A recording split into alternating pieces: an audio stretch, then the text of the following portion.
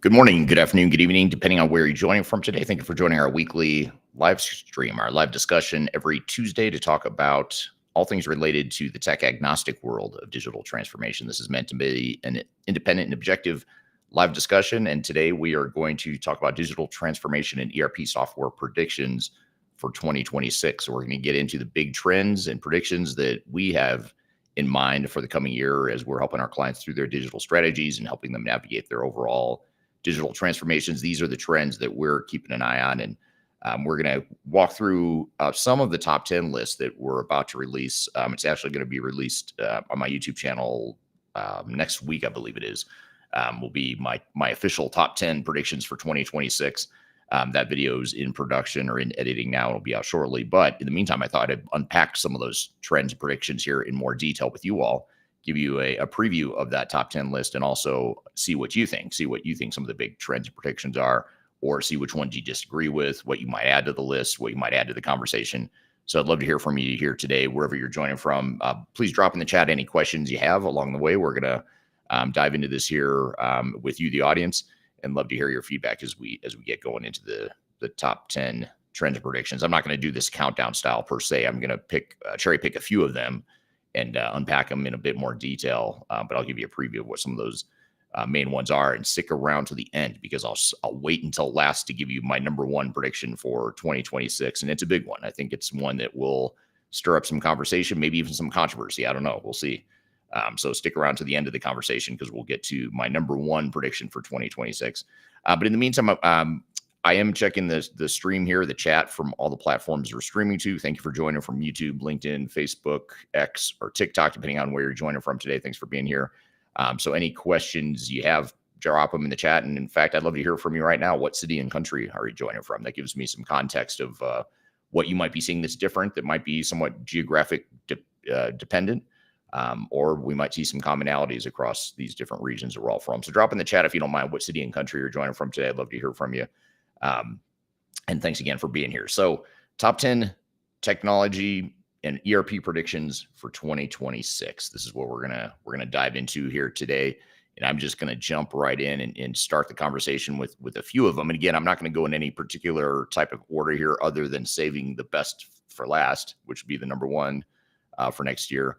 So I'm gonna cover a couple of them that I think are maybe a little more innocuous just to get started, and then I'll get into some of the meatier ones as we get going here today. But the first thing I want to talk about is something that we're seeing in the tech space right now, and I think we'll continue to see this in 2026, is that organizational change management will continue to become more of a boardroom issue. So we are finally seeing organizational change management as a discipline, as a field, as a function, and as a strategy. We're finally seeing that get the credit and the due it deserves in the digital transformation space. I mean, 5 or 10 years ago, it was like pulling teeth trying to get people to understand the importance of change management, the importance of focusing on the human aspect of adoption and enablement of technology and actually using technology to deliver business value. And I think companies are finally recognizing, I suppose it's better late than never. It used to drive me crazy that it was so hard to convince companies to focus on change management. But I think at least at a high level or conceptually, executives and boardroom types of people finally are understanding that change management is critical to success. Now, the one thing that we haven't seen is we haven't seen organizations follow that understanding with the proper budgeting and focus in a project. So in other words, on the surface, yes, people are saying change management is important. That will be a key to success, if not the key to success. But there's not a lot of substance behind that in terms of understanding what that means or how to execute on that. And in other words, what we're also seeing is that companies are still investing an overwhelming amount of their budget and time and putting the risk into more of the technology stream. So we're still seeing companies with what I would consider way too much of a heavy focus on technology and still not nearly enough investment in change management. But people are at least paying change management lip service, which I suppose is a start. It doesn't solve the problem entirely, but just creating that awareness, I suppose, is a first step in improving this aspect of what I consider to be a pretty big problem in the digital transformation space. When you have an entire industry that was built around technology and supporting and promoting technology, it's very difficult to cut through that noise and say, hey, time out. Let's focus a little less on technology and all the cool, sexy stuff like AI and predictive analytics and Internet of Things, all these trends that we've been seeing over the last few years. It's hard to cut through that noise and see past the hype and the tech trends and look to the heart of what's really going to make any of those projects successful. And that is and always has been change management. Nothing's changed here. This isn't anything new. This is, I mean, my top 10 predictions back in 2010 were saying the same thing, which is change management will continue to be a critical success factor in the coming year. And, you know, I think, like I said, the good news is people are starting to recognize it. But I don't see, in mass at least, organizations following that up with the right focus, the right prioritization of activities and budget and attention, all that stuff. I still don't see it from most companies, at least not intuitively. So that's a big challenge I think we've got to overcome here as an industry. So I want to say hello to some of the audience here. Thank you for chiming in and where you're joining from today. Darian on LinkedIn says good morning. Thank you for being here, Darian. Scott on LinkedIn joining from Austin, Texas. Thank you for being here. We've got Sandra joining on LinkedIn from Chicago. And we also have Fahad, who is also on LinkedIn joining from Chicago. So thank you for being here today. And I already got a question from the audience that we'll just dive right into. And that is from Paul on LinkedIn. Paul says, how do I lead a transformation when the team is working on the technology is outside my jurisdiction? That's a great question. I guess I would have to ask, if you don't mind, I'll ask you a follow-up. If the technology is in a separate work stream, I guess the question would be, first of all, which work stream are you in? I mean, that would help me frame the answer a little bit better if I understood what your role is or what your function is within the project. But also, I guess I would ask, do both, whatever work stream you're in, the technology work stream and any other work streams of the project, is that all reporting up to the same program management structure? So I guess that would be a two-part question for you, Paul, if you don't mind, and I can answer that a little bit more concisely for you. And then Paul also commented that he's joining from Qatar. So thank you for being here from Qatar. That's one country I've not been to, but I've always wanted to. I've heard it's beautiful there. So thanks for joining all the way from there.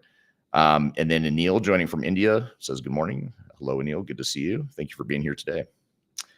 So I'll follow up with you on Paul once I get a little more intel from you, a little bit more context. But in the meantime, let's dive into another trend we're seeing. And actually, as I'm getting into this next trend, I'd love to hear from you, the audience, what your thoughts are on change management. Are you seeing anything differently? Are you seeing a more intentional, deliberate, and prioritized focus on change management? Or are you seeing underinvestment in change management still? Or have you seen it, starting to shift here in recent years? I'd love to hear just your overall feedback on where you see change management headed in the world of digital transformation, and whether or not you think organizations are finally starting to get it. And perhaps you're an organization that does get it. And if you are, I'd love to hear from you what your thoughts are on change management. What's going on there? Why do we still not recognize the need to invest heavily in that area? So that's one prediction. Now let's pull up a couple more here that I've got for my list. And by the way, that particular one, if you're interested, organizational change management becomes a boardroom issue. That was number 7 on my top 10 list, just to give you some context of where it falls there in the top 10. Now, here is one that I think is high. It's higher on the list. It's number 5 on my list. I've talked about this in recent episodes of the podcast, but I'm going to dive into it again just because it's such a important topic and it always stirs up good conversation. And this is number 5 on my top 10 list of top predictions for 2026. And that is, there is going to be a vendor lock-in backlash in 2026. And I think what I mean by that is actually there's a few different threads here, a few different angles that I view this from. And that is, first of all, just to give you back up for a second, give you some context. Vendor lock-in is when it becomes very your software and difficult, right, to replace your ERP system. So anytime you implement a new ERP system or sort of enterprise technology that has, some use in your organization, it is going to be difficult to replace that no matter what. So it's always been somewhat of an issue. But what we're seeing now is contractually and business model wise, you're seeing more organizations get locked in to these long-term subscriptions that are very difficult to get out of.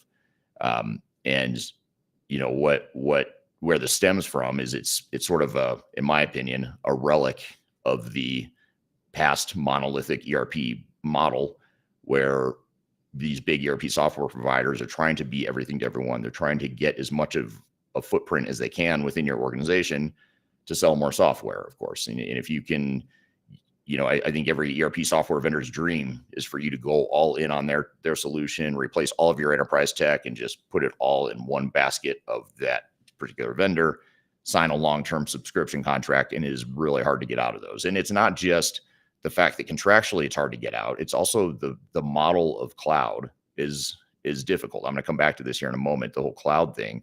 But when you're moving to a public cloud sort of environment, you're moving all your data over and you're having all of your data and applications hosted and controlled by someone else, you've really given up control of your operations, for better or for worse. In some cases, it might be a good thing because maybe that software provider is such a good fit for you. They're providing such a good solution that it's worth it, in some cases. But in most cases, what we're seeing is, there's some value and there's some benefit, but you're getting locked in and there's a downside risk that organizations have yet to see.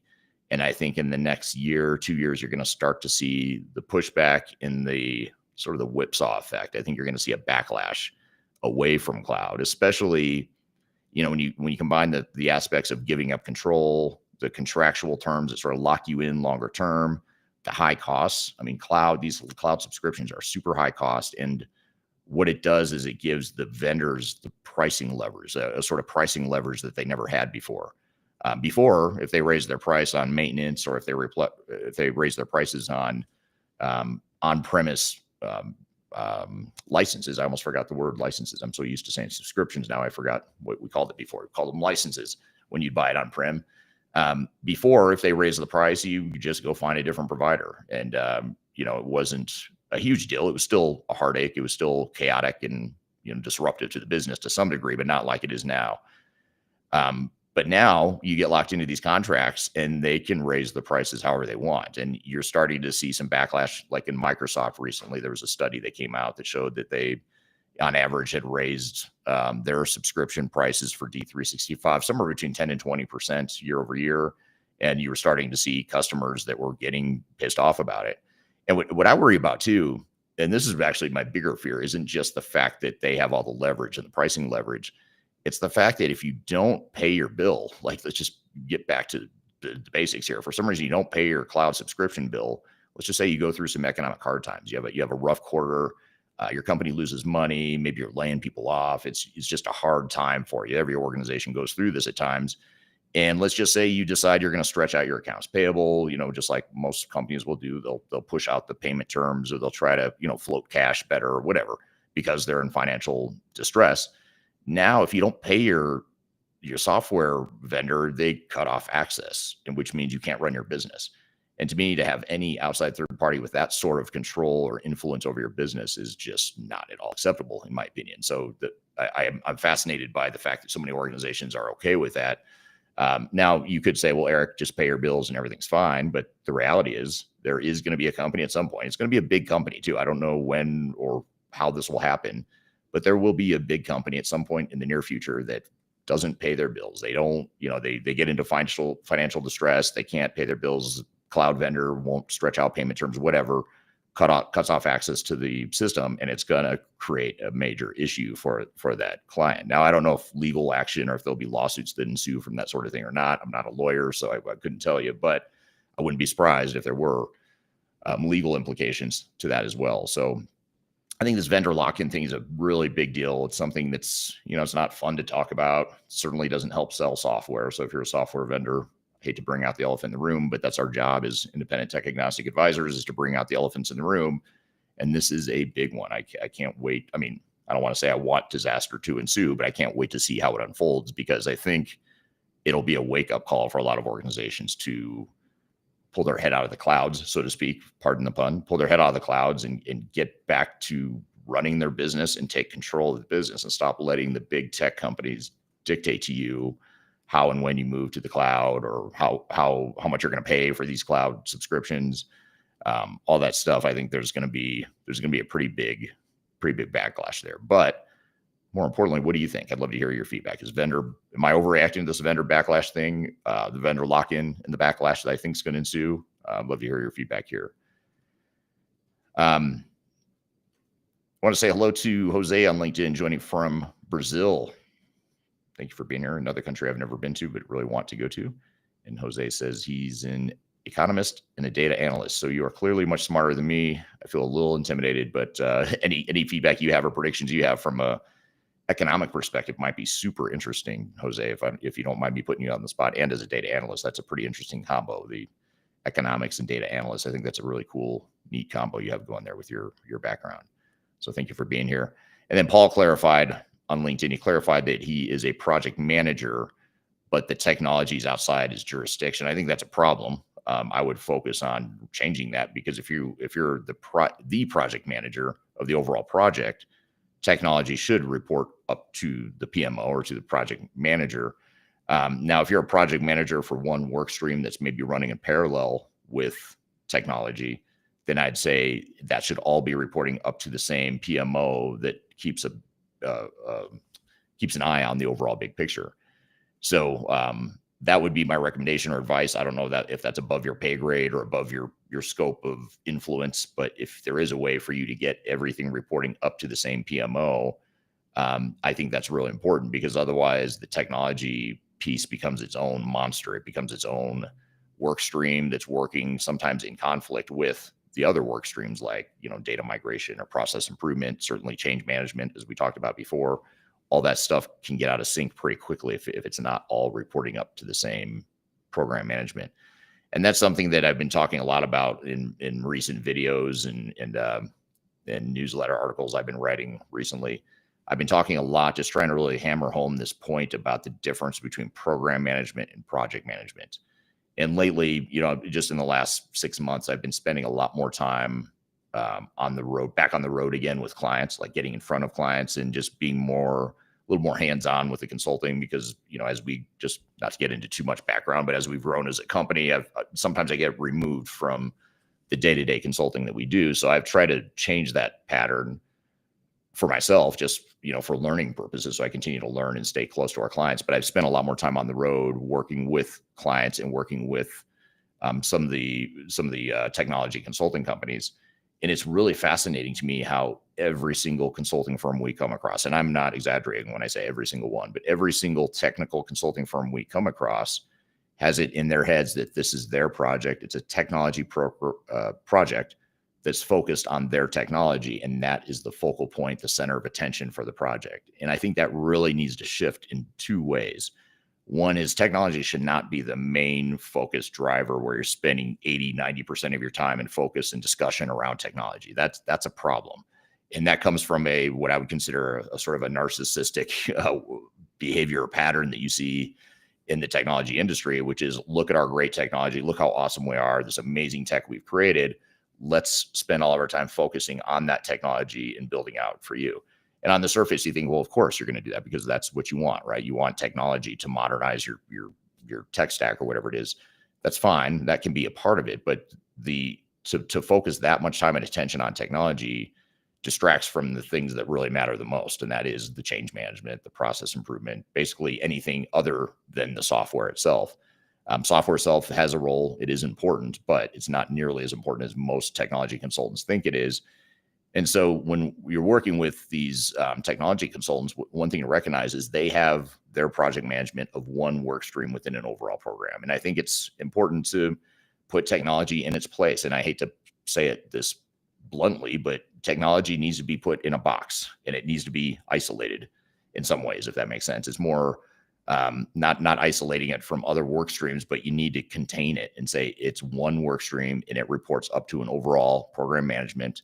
Your tech consultant might have a project manager for that work stream, but they're not the project manager for the overall project. And I think that's a really important distinction, because the minute you say my system integrator or my tech consulting implementation partner, the minute you say they are the project manager, you've just given them the keys to the kingdom in terms of just pushing technology and cramming technology down everyone's throat, versus putting it in the hands of a true PMO that looks at the overall big picture of the overall transformation. So that would be my little rant, my little soapbox around the difference between project management versus program management. I've put out a few videos on this thread here just recently in recent months. So if you follow me on YouTube, you may have seen some of those videos, but understanding that difference between project management, program management, and putting tech project management in its place, in its box, in a project org chart is really important. So I hope that helps, Paul. And if you've got follow-up questions, I'm happy to dive into it in more detail as well. Let's see, getting back to, here's a good follow-up comment from Patrick on LinkedIn. Thanks for being here, Patrick. I believe he's joining from Poland, just because I know of him. So thank you for joining here today, Patrick. Patrick says, haven't heard about situations with companies getting cut off from access because of payment delay, but when hard times will come for ERP suppliers, we might see some moves. But in my point of view, if this will happen, it will be a bad sign for the whole SaaS market. And I agree with you. I think it will be a bad sign, but all it's going to take is that one company that gets access cut off by that one vendor, and it's going to create, I think it'll raise concern. I hate to say this, but I kind of hope it happens soon, because I think organizations need to see that that's a possibility. It's a risk, and it will happen. So let's get it out on the table. Let's see it happen, and let's get to the reality of it, because companies need to know what they're getting into. And there are just, thousands of organizations out there, tens of thousands of organizations that are somewhat blindly going into the cloud environment, and they're unknowingly getting locked in a way that I think is going to put their business at risk. And I don't think it's a good thing, and I don't think it's good for this industry as a whole. Scott on LinkedIn says, putting tech first is the tail wagging the dog. I totally agree, but yet we continue to do it. This industry continues to put tech first, and it's hard, right? Because but what about AI? Let's talk about AI, agentic AI. Let's talk about that. And you just become so obsessed with technology that it starts becoming, a focus on, for example, agentic AI versus let's talk about how we're going to change our business, and maybe agentic AI is part of that. But it's not really about agentic AI. It's about what we're trying to do for our business, what we're trying to do for our customers, what we're trying to do for our employees, how we're trying to make their jobs easier, how we're trying to improve our operations. That's what it's about. And if agentic AI or a specific type of technology or specific vendor helps you get there, great. That's one piece of the puzzle. But the minute your tech consultant comes in and says, okay, you've got a budget of $10 million, 9.5 million of that should go to technology, that is a huge, huge problem. And that is the mindset of technology vendors as a broad generalization. Now, it's not always true, but I would say for an overwhelming majority of them, it is true. I want to say hello to Mashianoki. I'm 90% sure I butchered your name. I apologize for that. Joining from LinkedIn from South Africa. So thank you for being here today. Beautiful country. Johannesburg, Cape Town. Those are some of my favorite places that I've ever visited. So thank you for being here today. So love to hear your thoughts on this vendor lock-in. That was number 5 on my list of top 10 predictions for 2026. And again, if you're just joining, diving into some of the top 10 predictions from the enterprise tech space that I've got for 2026. And love to hear your feedback. I'm not doing this in a countdown format, although I do have a video coming out in the next few days that actually provides a countdown of this top 10. But I'm sharing with you just some of the highlights from the top 10 list and diving in a bit more detail. But again, love to hear your feedback on what you would add to the list or maybe change about the list I've got so far. So I talked about vendor lock-in, and this next one I'm going to cover is somewhat related, and I touched on it a little bit. This is actually number 6 on the list. So vendor lock-in backlash was number 5. This one is ranked just below that at number 6. This is shifting from cloud first to cloud smart, and it's somewhat related to the vendor lock-in issue that I just mentioned. But I think organizations they're starting to wise up. We're starting to see some of the early signs of this.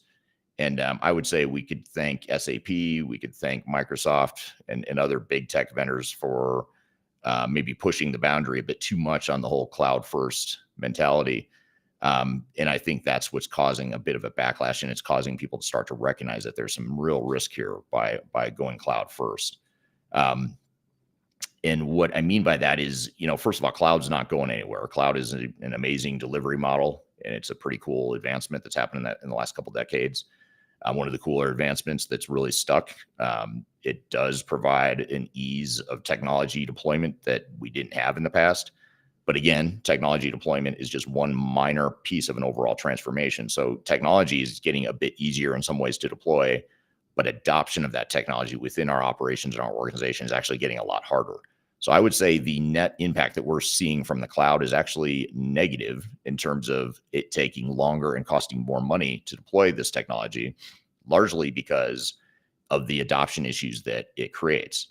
And the reason for that is because cloud systems are by definition less flexible than on-prem. For better or for worse, with your on-prem systems, you could do whatever you wanted with that technology. You could customize the hell out of it. You could integrate it to other systems. You could break it if you wanted. You could do whatever you wanted with that technology because it was yours. But now the technology is not yours. You're essentially leasing it or licensing it from a third party that controls what that functionality is going to look like long term. And sometimes you aren't even going to know that that functionality is going to change in the long term. But forget about the long term. Let's just talk about the deployment of the technology.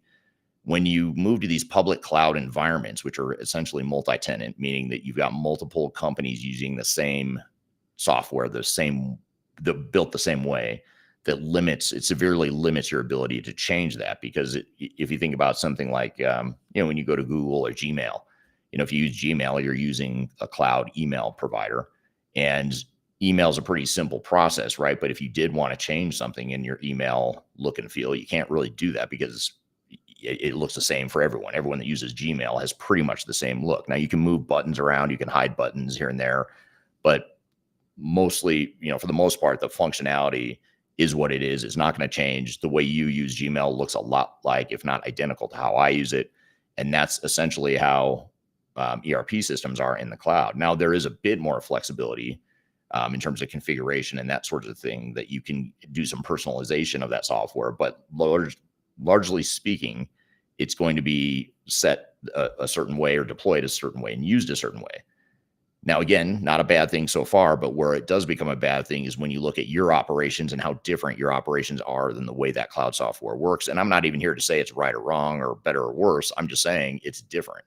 The way your organization works right now is a lot different than any cloud system that you might think about deploying. And that journey, that gap between where you are today and what you need to get to operationally and organizationally to use that software has now increased. We've increased that gap.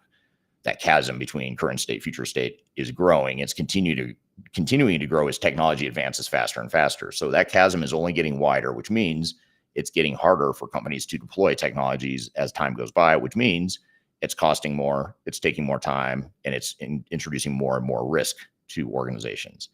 So that's the unsexy part of this industry that's not cool to talk about. I know it's not nearly as fun to talk about as how, the fun stuff like agentic AI and how amazing it is and how it's so easy to use, and people can just use conversational AI to interact with their ERP system. That's all cool. That's great. That's awesome. But what's happening in reality, boots on the ground, is companies are having trouble adjusting to that because it's such a big change for them. And the fact that it's in the cloud makes it even worse because there's so much limited flexibility with cloud. Now, here's where I get really triggered and frustrated by this cloud movement, is when you combine the cloud movement with the arrogance and the hubris of the big tech providers. And what I mean by that is you look at a company like SAP. I'm going to pick on them because they're the easiest one to pick on because they give me a lot of material to work with. I have a lot to work with when it comes to picking on SAP. And it's all self-inflicted, by the way. These are the things that SAP is doing that's creating these problems. But one thing that SAP does is they say, well, we have best practices. We have industry best practices. We have this RISE program that bundles all of your cloud subscriptions and the technology and the deployment all in one contract to make it so easy for you to move to the cloud. And this is the worst part, is in addition to that, all you need to do is go clean core. They've got this concept called clean core. Just get rid of your customizations, get rid of the data in many cases that you had in your legacy system. Just deploy clean core SAP. And that's their answer, is you go clean core. It's going to be an easy deployment, low risk, and we've made it, we've solved your problems. Well, you haven't solved any problems. You've actually just created more problems because now you've lost all that intellectual property, all that data. The way you used to operate is now thrown out the window, and you've got to figure out how your new business is going to work in this public cloud environment. And that's the big thing is SAP's pushing customers as many as they can get, even though they're not highly successful yet.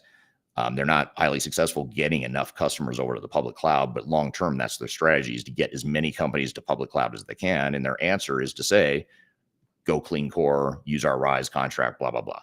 So what that's doing is it's creating, it's really forcing technology down the throats of customers, and the failure rates are increasing. I mean, there's some just massive disaster SAP projects out there, and it's actually good business for us because we're getting hired to clean it up. So I shouldn't be complaining about it because it actually benefits us to see SAP floundering so much in their journey to try and change the world over to S/4HANA. But it is a problem. I think it's a huge problem in this industry. I think it's highly unethical too, but that's a whole nother conversation for another time. So the cloud first to cloud smart, I think, is something that we just need to be aware of. Cloud is not always the right answer. It's okay to be on-prem. I don't understand why on-premise has such a bad, outdated perception, when in reality, on-prem, you love it or hate it, it does provide a competitive advantage, or it can provide a competitive advantage that makes it hard to replicate. So what we're doing now as a society and as an enterprise tech space is we're basically saying we're all the same. We should all be using the same technology. And my question is, what does that do to competitive advantage? How do you sustain a competitive advantage if you're using the same technology that everyone else is? Now you can create non-technological areas of competitive advantage. Maybe you have, closer relationships with your customers, your employees, your suppliers, or whatever, things that technology can't necessarily automate. But it's still, if you look at all the companies in the world that have built massive, successful companies by using technology, they didn't do it by deploying SAP. They didn't do it by deploying a really cool ERP system. They did it by creating something super unique, a unique business model that's really hard to replicate. And not all of us need to be tech companies like Amazon, for example. Amazon, Walmart, those are two, over the last few decades, two examples of companies that use technology in a very proprietary way to create a barrier to entry, to create scalability and a sustainable competitive advantage that others can't replicate. They did it by building their own technology. Now, I'm not saying you guys should all go out and buy your own technology or create your own technology, but you have to recognize if you're going all in on cloud, you're giving up a lot of your competitive advantage, whether you like it or not.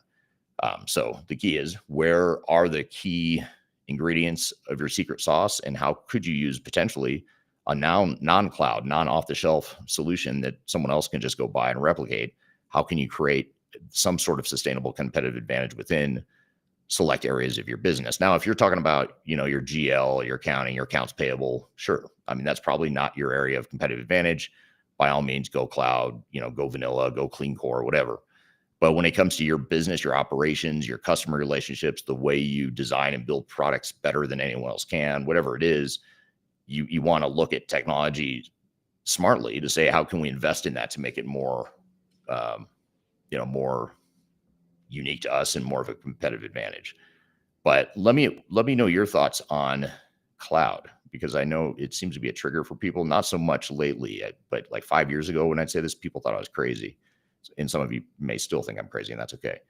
But I'd love to hear your feedback on that. So say hello to someone on LinkedIn. I can't see the name, unfortunately. Hi from Canada and Portugal. Interesting. Must be bouncing back and forth between two pretty cool countries.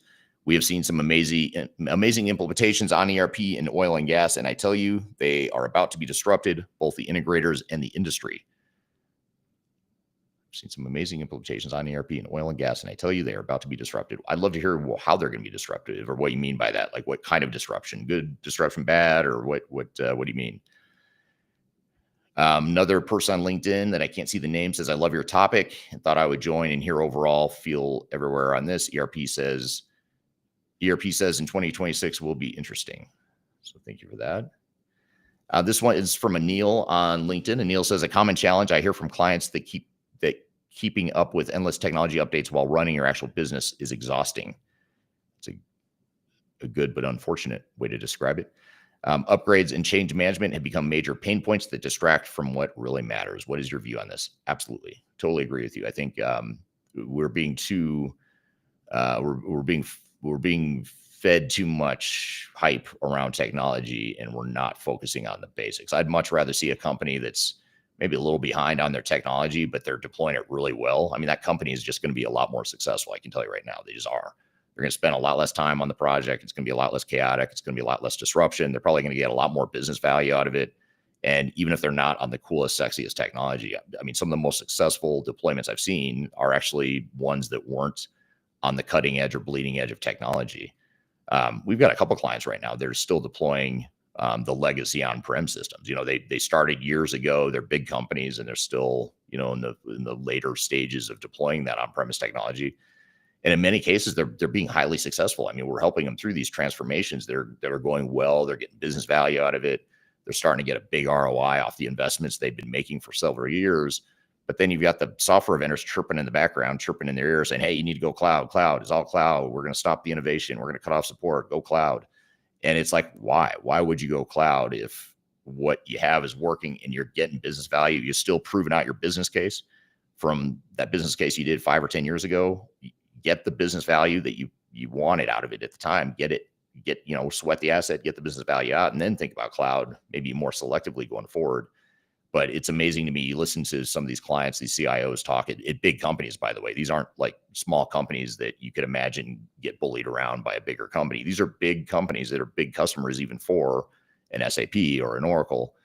And, it's amazing to me how, just a couple of years ago, those same vendors were saying, "Hey, keep buying our on-prem stuff, and you'll get all this business value out of it." Now they're saying, "Well, that's outdated now. You need the cloud version," but they still haven't proven the business case the first time. But yet they're assuring these same clients that you'll get a business case, you'll get an ROI out of the cloud, which, by the way, you're not going to. I hate to break it to the listeners here today, but you're probably not going to get a tangible ROI on a cloud migration. It just isn't going to happen, especially if you're.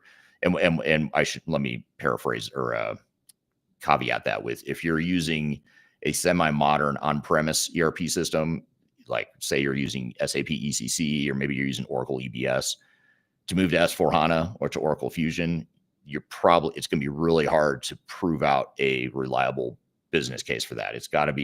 Unfortunately, it's going to be something non-tangible and non-quantifiable that would justify that migration to the cloud in most cases.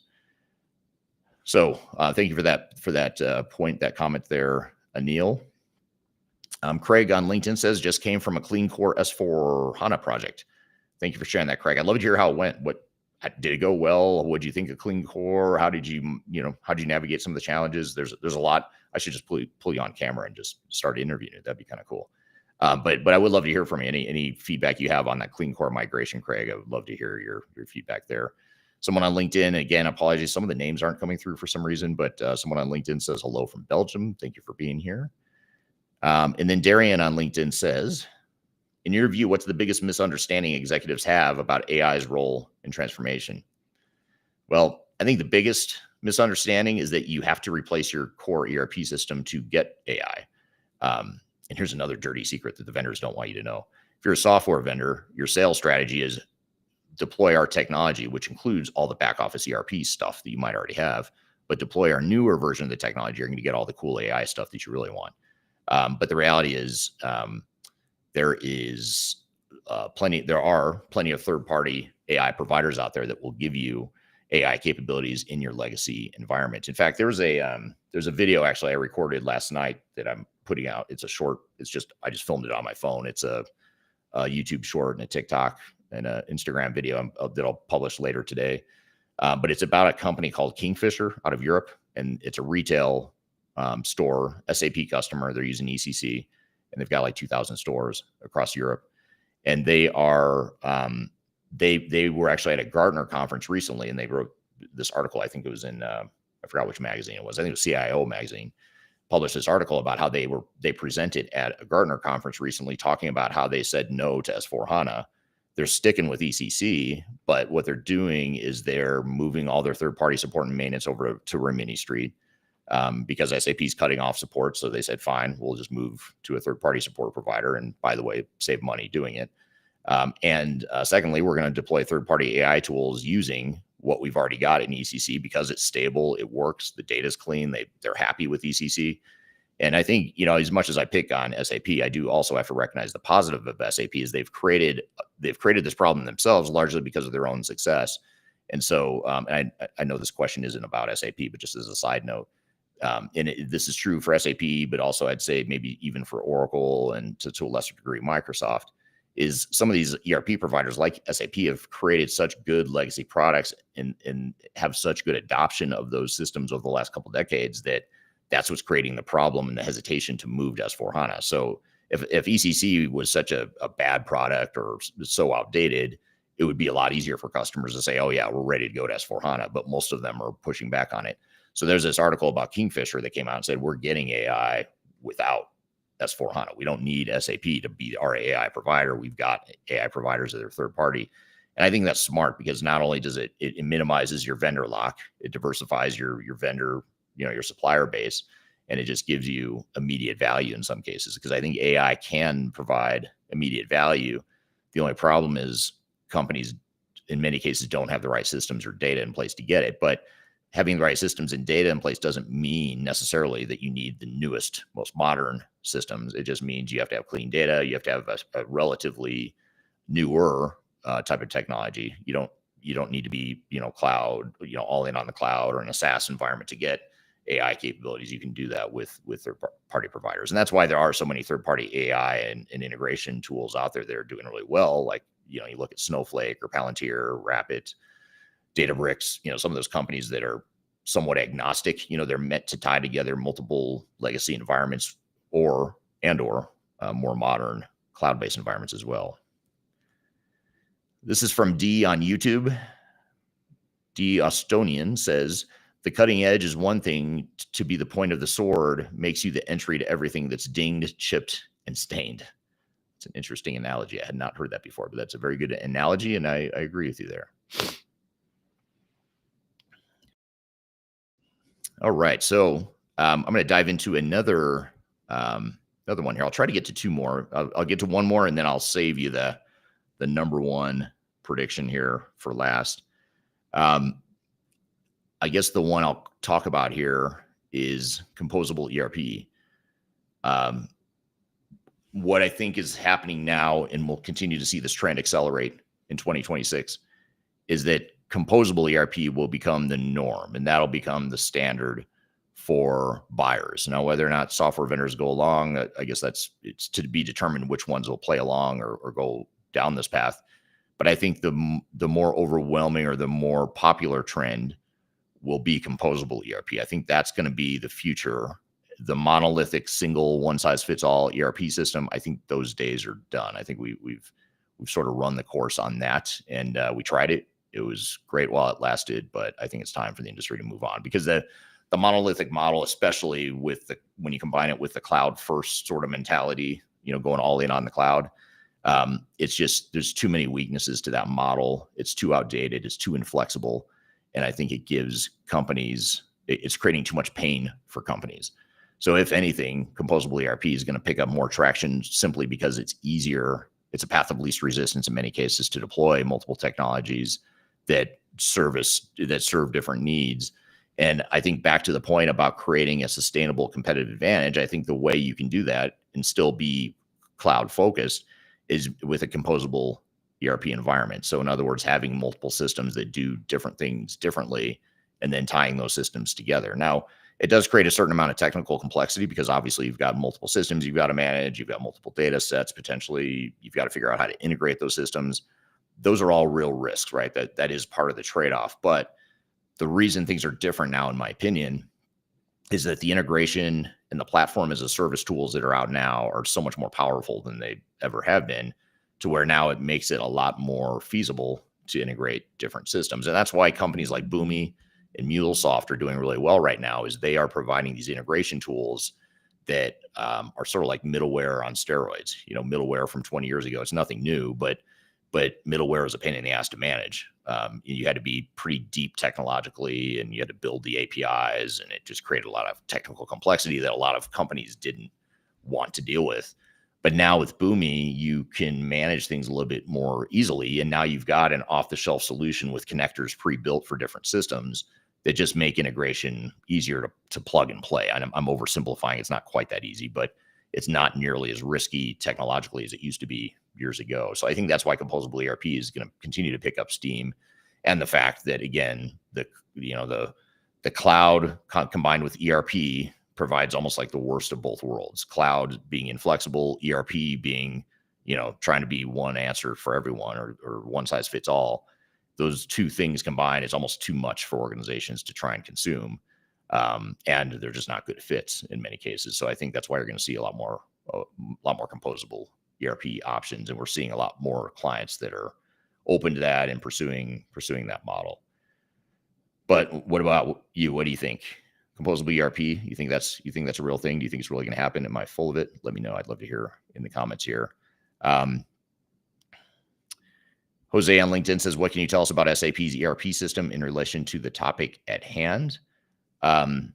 If we're talking cloud or composable ERP, I'd say even SAP has recognized the need for composable ERP in the actions they've taken, the acquisitions they've made. So they've, in recent years or in the last decade or more, they've gone out and acquired different software providers that are essentially best of breed composable ERP options. So they bought Ariba, they bought SuccessFactors, they bought Concur, Business Objects. They bought all these different solutions and put it together, bundled it together under the SAP umbrella, but there's still different systems that need integration. The only difference now is SAP is trying to force fit those same technologies as a one size fits all solution, but it's essentially a bundled composable ERP that they're putting out as a single ERP solution. So, I guess a show of hands, if you're an SAP customer, how many of you also bought, whether you needed it or not, how many of you bought Ariba, SuccessFactors, and some of these other solutions that SAP bundles? And I imagine if we took a poll here, a majority of you would say, yes, we bought not just S4HANA, but we bought Ariba, we bought Concur, we bought SuccessFactors. It was all bundled together because that's what they do. They try to, now they're taking this composable ERP model and trying to SAP-ize it into one size fits all. We're the sole answer to all of your solutions. That's been SAP's strength and strategies for 50 years now since they started the company. So, but having said that, the model has evolved a bit to where I think even they recognize that composable ERP is a thing. Here's a question from Lewis, a really interesting one. Lewis on LinkedIn says, let's assume a general AI bubble pop. Let's assume Eric can talk first. Okay, let me try it again. Let's assume a general AI bubble pops, such as the stock market, which I think it will absolutely. I mean, this looks just like Y2K / e-commerce bubble of the early 2000s all over again. It's the same thing, and we all know how that went. So I think the same thing will happen here too. So let's assume a general AI bubble pops, which it will over the next 6 months, maybe. I don't know if it'll be 6 months or not. It's hard to say. It's pretty realistic, I think. I feel like we're getting to the end of it. But how do you envision this will affect general ERP AI advancements and user adoption in 2026? I think it might actually make it better because there's just so many AI players right now and so much noise out there around AI that it's almost like it needs to be settled down a bit. It's too much money chasing too few startups, and half these startups aren't going to survive. If we learned anything from Y2K and e-commerce bubble bursts in the early 2000s, which I hope we remember this because we're repeating history again, which is why I think history is so important, because you have to look back at history to see, wait a minute, if we do this, if we drive up these crazy stock valuations of tech companies like AI companies or e-commerce companies, what's going to happen? Well, this person, Lewis, is onto it. The bubble is going to burst. We all know that from history. So the bubble will burst. Companies will fail. The question then becomes, well, which AI providers are going to be the ones left standing? And I think once you narrow it down a bit to where there's not so much noise and not so much hype, I think it's actually going to help adoption, because right now people are super tired of hearing about it. And when I say people, I mean people outside the tech space. Those of us listening in right now might be thrilled and want to keep talking about it more, but the average end user, the average employee that's going to be affected by digital transformation isn't nearly as excited as AI as all of us are. So we just have to recognize that's where the rest of the world is. Maybe they're using ChatGPT at home and it's, helping them find cool recipes or whatever, do cool stuff on the personal front, but it doesn't mean they want AI jammed down their throat in the workplace as well. So I think the adoption will actually benefit from the bubble bursting. And I think it'll just calm things down to where we can get back to the basics of let's get past the hype and the crazy valuations and really focus on where the real value is, which is what we're going to be left with when the bubble bursts. Because right now it's irrational, right? There's all this money chasing and driving up valuations for companies that shouldn't be valued what they are. And And it's largely because, not all the solutions are great. Some of these solutions aren't good and aren't going to deliver as much business value as others. So it probably makes sense that those companies go away or fall by the wayside. Let's focus on the ones that are delivering real value. And that's going to help increase adoption as well once we get past the hype and get into just the basics of, is this delivering an ROI or not? All right, Craig. Craig says Odoo, question mark.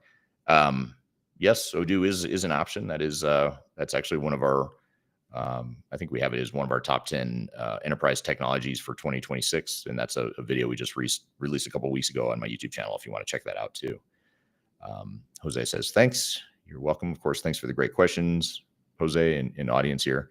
Now I want to get back to the number one prediction I have for next year, because I promised you I'd get to it.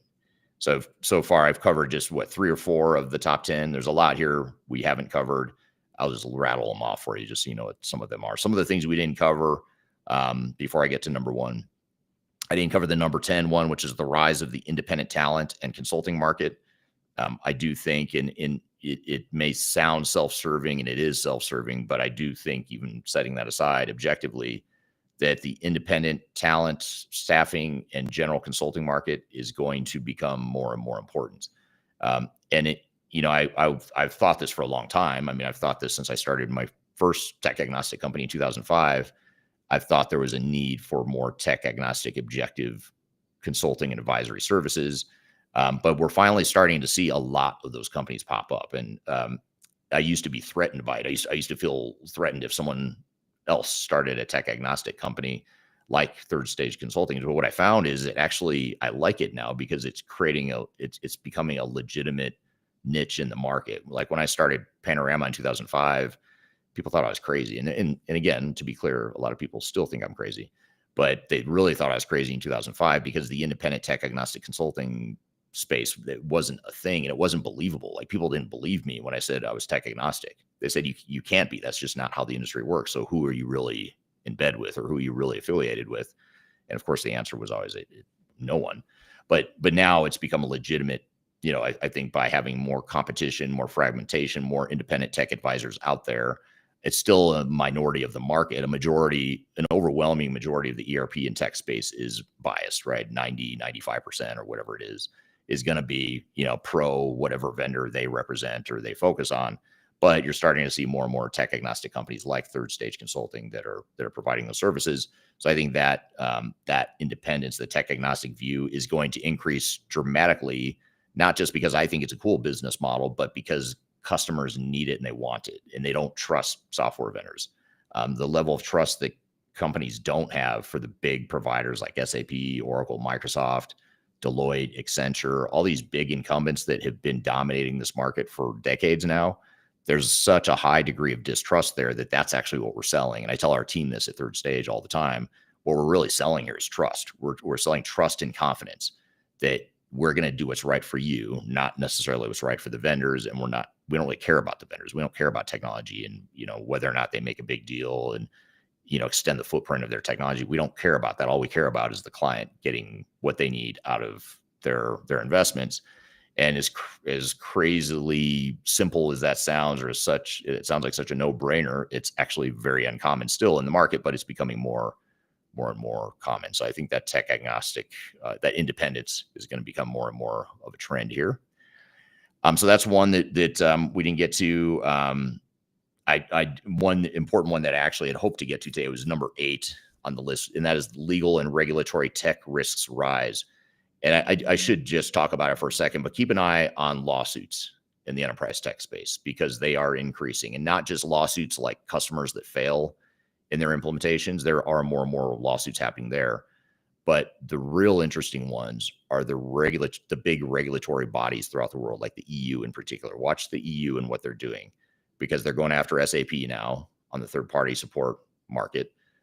They're investigating them for potential antitrust behavior. And this is something that I think has been a long time coming, and I'm glad to see it. Even if EU's not successful, even if they settle the case or they drop the charges, which they may, I think it's really good, because it's bringing to the attention of enterprise buyers that there is monopolistic and unethical behavior happening in this space, and you just need to be aware of it. Like, know what you're dealing with and know what the landscape is, because the EU is digging deep into this whole third party maintenance and support thing. So they're investigating whether or not SAP um, is acting in antitrust, anti-competitive kind of ways by limiting customers' ability to use third-party support options. So imagine you buy a car and the dealer forces you to go to their dealership to get oil change. You can't go to Grease Monkey or to Jiffy Lube or to, whatever chain of oil change providers you have out there. You can't go. It's illegal. They won't allow it. That would be illegal. That's antitrust behavior. And if that happened in the B2C space, the business to consumer space, that would have been outlawed a long time ago. But because we're in the B2B space, regulators don't seem to have the same level of empathy for big businesses getting screwed by one another. They don't have the same empathy for that as they do consumers.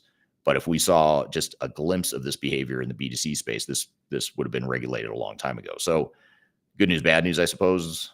The good news is this industry probably does need to be regulated because it's so out of control. The bad news is that we've invited this all ourselves by acting the way we do. We've invited regulatory scrutiny, and it's not just the EU. There's a lawsuit in the US around involving Epic Software, which is an electronic health record provider. They're being sued for, again, limiting and stifling third-party integration to their technology. And so just keep an eye on some of these lawsuits, because I think the trend is picking up pretty rapidly, the regulatory trend in the space. And I think it's actually a bad thing. I think it's a good thing in the short term, but it's a bad thing long term. We didn't need to have a bunch of regulations, but we're going to end up with it because of the way the industry acts. So keep an eye for legal and regulatory tech risks arising. That was number 8 on my list. And then without further ado, let me just jump to number 1, because I hyped it up and said I would share it with you. But the number 1 thing on my list is that ERP loses its monopoly. So not a literal monopoly. That's probably a bit hyperbole there, admittedly. ERP does not have a monopoly, but on the enterprise tech space. But I think it's sort of the utopia of the enterprise tech space that CIOs and tech buyers have aspired to for decades now, which is, that single ERP system that gives us everything we need within our tech stack, everything we need within our operations. That's that sort of utopia that we all strive for. And that's been the focal point of the enterprise tech space for decades now. It's been ERP this, ERP that. It was all about ERP. And yeah, there was always these little subcategories or niches that were on the outer skirts of the enterprise tech space. But I think what we're going to see here in 2026 is an acceleration of ERP actually becoming less important to the enterprise tech space, which may sound weird coming from someone who built their entire career in the ERP space, which is where I started and how I built, 2 companies to consult to. But I think ERP is becoming less and less important. And because we're tech agnostic, I can say that and not feel too bad about it, because I think that's what's happening is the big SAPs and Oracles, maybe not as a company, but the products, SAP S/4HANA, Oracle Fusion, Microsoft D365. I think those systems become a lot less important in the future, because ERP is no longer the focal point, the center of gravity for enterprise technology. You've got too many other options now that are competing for that same center of gravity, that I think it's going to continue to water down the ERP stranglehold on the enterprise tech space. And that's why companies like Boomi, Palantir, Databricks, Snowflake, that's why some of these companies that are not ERP providers, but they provide some sort of end-to-end solution or an ability to have an end-to-end technology solution, even if it's from multiple vendors. That's why those companies are doing so well. And it goes back to some of the other trends I talked about too: composable ERP, third-party AI types of solutions, being cloud smart, not necessarily cloud first. You add up all these different trends that we've talked about, and it leads to one conclusion, in my opinion, which is ERP is going to become less important as a category in 2026 and beyond. And what's going to replace it? Well, I think it's going to get replaced by AI. Is certainly going to replace a big chunk of it. The integration and platform as a service tools like Boomi, for example, is another one. I think the ERP vendors that are best positioned to survive this transition are the ones that have built platforms, open platforms that allow and embrace the composable ERP model. So you look at like Salesforce, for example, they've got their development and integration tool that anyone can build an app within the Salesforce platform that integrates and plays nicely with Salesforce and other third-party developed tools on the Salesforce platform. So that composable ERP platform model, I think, is really picking up steam, and the companies that are on the right side of that, I think, are the ones that are going to succeed. So I think Salesforce is really well equipped to survive the transition. Even NetSuite, which sounds strange because they're like the epitome of cloud, SaaS cloud providers, because they were built in the cloud, SaaS multi-tenant back in '98. So their whole model has been built on the cloud. But despite that, they have opened up their platform to third-party developers and third-party applications, which are giving NetSuite customers more options now. So you don't have to deploy just NetSuite as it stands. You can get NetSuite along with other third-party apps that bolt onto NetSuite in the NetSuite platform. So I think NetSuite is well positioned. I think Microsoft is actually well positioned too, simply because they have so many other tools besides ERP. So they've got, they've always had SharePoint and Power BI, Power Apps. Obviously the connection to Copilot and OpenAI, is helpful as well. So I think Microsoft is well positioned. I think even like QAD is a manufacturing ERP system that has completely changed their approach, moving from the monolithic ERP to more of a composable ERP platform. There's an AI platform that you can use to integrate multiple tools that aren't even from that same vendor. So QAD is another, kind of older school technology provider that is now shifting completely into this composable model. And so I think those sorts of ERP systems are going to be the ones that do well and thrive in this environment. So keep an eye on that as well. But what do you guys think? What do you think about ERP losing its monopoly? Do you think it's still going to continue to reign as the supreme enterprise tech and the utopia we all strive for, or have those days passed and we're looking for something different now? I'd love to hear what you think in the chat here. So those are some of the predictions we have for 2026. And keep an eye out on my YouTube channel for the video where I summarize all 10 of them in a countdown sort of format. That'll be out shortly on my YouTube channel. And also, if you haven't yet, if you want to keep up with other sorts of trends, I did just publish a new book a few weeks ago called Welcome to the Jungle. That book is available on Amazon. You can get it hard copy, paperback, hardcover, or electronically anywhere in the world. So it doesn't matter what country you're in, you can get the book delivered to you very quickly. Scan the QR code right here. Or if you go to Amazon, just search my name, Eric Kimberling, Welcome to the Jungle. That's the name of the book, and appreciate any feedback you have on that book. So be sure to check that out. You can scan the QR code to learn more about it, read about what the book's about. But in that book, I cover a lot of trends and where I think the market is headed.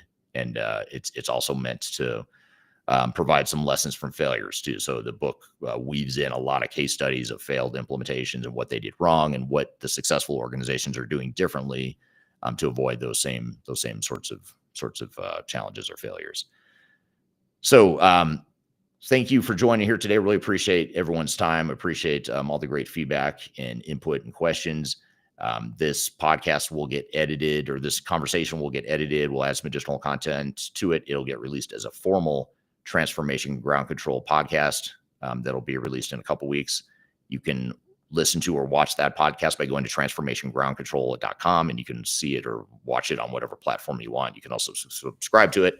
We've got 250 or so episodes already over the last few years, so be sure to check that out. You can go to the transformationgroundcontrol.com to see all the past episodes and listen to whatever ones look of most interest to you. So hope you all have a great day. Thanks again for being here, and we will see you all soon. And we'll be back actually, we won't be back next Tuesday because I'll be on holiday, but 2 weeks from today, we'll be back with another live discussion. So be sure to join us again, and hope you have a great week in the meantime. Take care.